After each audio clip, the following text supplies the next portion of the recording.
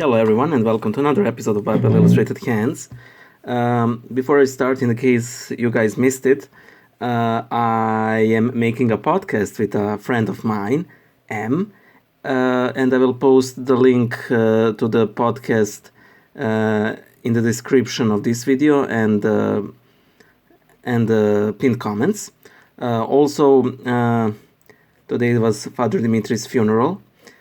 I guess that this has, at least in the angelic world, answered the age-old dilemma of how many angels fit in the All Saints Orthodox Mission in Victoria, Texas. So there's that. On Sunday I met the priest in my chapel and I gave him a prayer list for commemoration where Father Dimitri was listed as departed, and he asked, "Oh no, did he die?" And they said, "Yes, your wonder-working skills suck," because he was commemorating him previously. So he said, "Well, no, they don't suck. I prayed for his salvation, not his health." And and then the other priest said, "Well, maybe you accidentally flipped the page during the liturgy, so you were praying for his repose as opposed to his, health." So some black humor there for you. So today's question is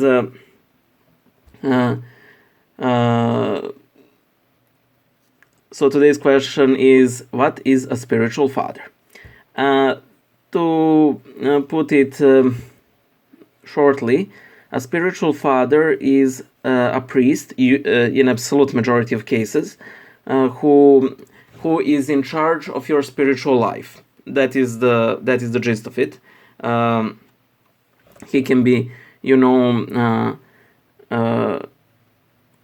this usually takes the form of someone who is your go-to source for all things that pertain to your spiritual life, but also very, very often the priest you confess to. However, there are many variations of this, and there are many, forms of expression of spiritual fatherhood. For example, with Father Dimitri, I only confessed to him twice in these 15 years. I would go elsewhere for confession, but I would discuss everything that dealt with my spiritual life with him. And this is this may seem like a modern phenomenon, but in fact it's not.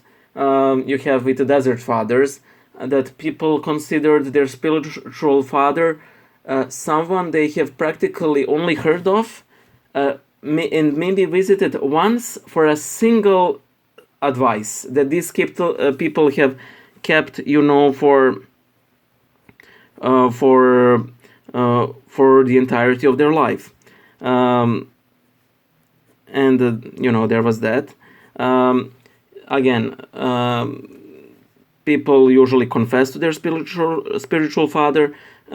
In some instances, this may take the form of even, sharing your thoughts that you have, not like things that bother you, but like literally all of the thoughts that you have, like your temptations, struggles, hopes, dreams, everything. One of my dearest subscribers, Bonnie Johnstone, has even wonderfully expressed her definition of her spiritual father as a friend with whom you can talk about anything and who won't judge you. I think that is also a very beautiful description of what a spiritual father is. In some cases, you can have a spiritual mother that is usually like an abbess of a monastery, and clearly you don't confess to her. But again, I think that regardless of whether you confess to your spiritual father, he or she, in the case of a spiritual mother, should be someone who should, so to speak, know what you're confessing, as in, like, as if you were confessing to him or her. Like, that is how much they should know about your spiritual state.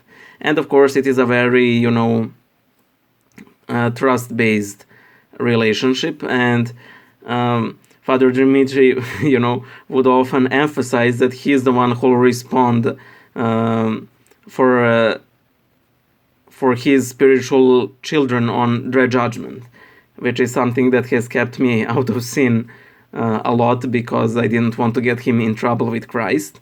Okay, I mean, so that's that. My parents are returning, and I'll talk to you guys soon. Bye!